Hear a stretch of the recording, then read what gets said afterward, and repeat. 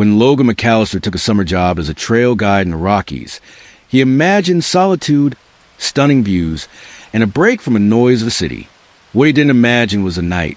He saw a man standing perfectly still in the trees, just barely visible from the flickering glow of the campfire. He was dressed in outdated hiking gear, his face pale, eyes too wide. Logan asked his group if anyone else saw him, but no one did. When he looked back, the man was gone. He chalked it up to imagination until the next night when the same figure stood closer. Logan finally mentioned it to an older ranger, who quietly pulled him aside and said, "You saw him too, huh?" The ranger explained that several guides over the years had reported the same man in the same spot. No one knew who he was or what he wanted, but one thing was always the same. He never moved, just stood there, watching. Years before Logan's experience, Bethany Reeves, a guide in the same region, took a family of 4 on a weekend hike into the backcountry. The trip was supposed to be relaxing, just a loop around a serene lake, then a night under the stars. The first day went fine, but after dinner, Bethany noticed a strange pattern of rocks arranged outside her tent. They hadn't been there earlier. She thought maybe one of the kids was playing a prank. She kicked the rocks aside and didn't think more of it. The next morning, the rocks were back, arranged identically.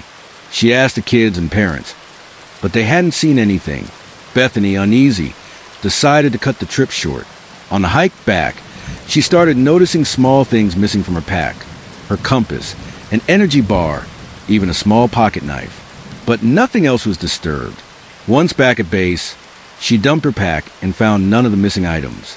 When she reported it, another guide nodded solemnly and said, "The rock marker, that's what we call it. It happens once or twice a year. Some say it's a hermit out there. Others say it's something else entirely. But everyone who sees the rocks, something of theirs disappears, and it never comes back."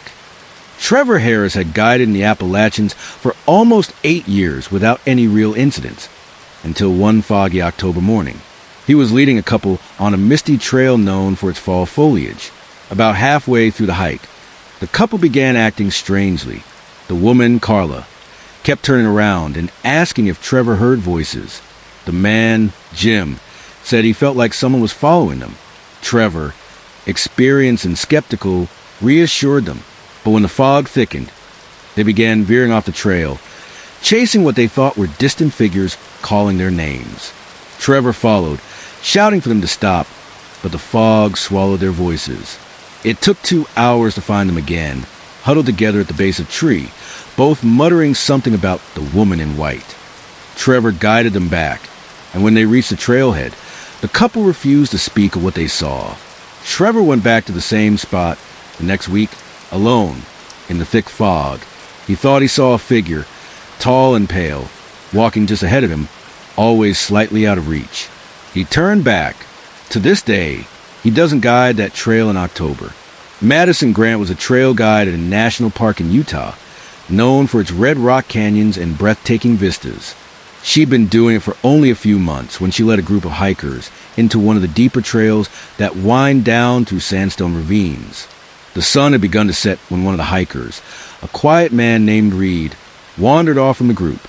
Madison called out, blew her emergency whistle, and started a search with the others. They eventually found Reed standing near the edge of a dry creek bed, staring down. Madison approached and asked if he was okay. He didn't answer, just kept staring. When she stepped in front of him, his eyes were glassy, his face blank. She had to physically guide him back to the trail. Later, Reed told her he'd heard something calling him from the rocks. A woman's voice, sweet and warm, saying his name. Madison brushed it off, until 2 weeks later, when another hiker went missing in the same spot. Search teams found his backpack and a note scribbled on a piece of map. "She's waiting for me in the canyon." The man was never found. Derek Wallace never believed in anything paranormal. He had a military background, was rational, disciplined, and tough. He guided in the Sierra Nevadas during peak hiking season and was trusted with some of the more dangerous trails. One day, he was guiding 2 college friends, Mike and Daniel, on a strenuous hike to a hidden alpine lake. About halfway, they stopped to rest, and Derek noticed a small leather-bound book tucked between two rocks. Curious, he opened it. The pages were filled with handwriting, entries from someone detailing being followed, feeling watched, and finally, a series of dates without explanation. The last entry simply read, "I see it now. It knows." Derek asked the two friends if they placed it there. They hadn't. They all felt an odd chill and agreed to move on. That night, while camping near the lake, Derek woke to footsteps. Slow, deliberate steps moving around the tent. He reached for his flashlight and unzipped the flap, but saw nothing. No prints, no noise. In the morning, he found the leather book beside his pack. Even though he had left it at the rock, he hiked him out quickly and turned the book into the ranger station. A week later, a ranger friend called and told him the journal had disappeared.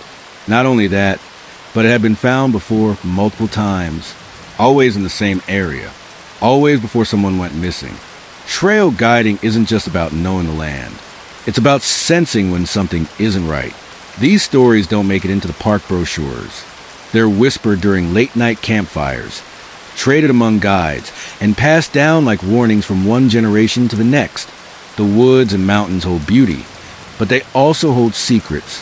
And sometimes they whisper just loud enough for the wrong person to hear.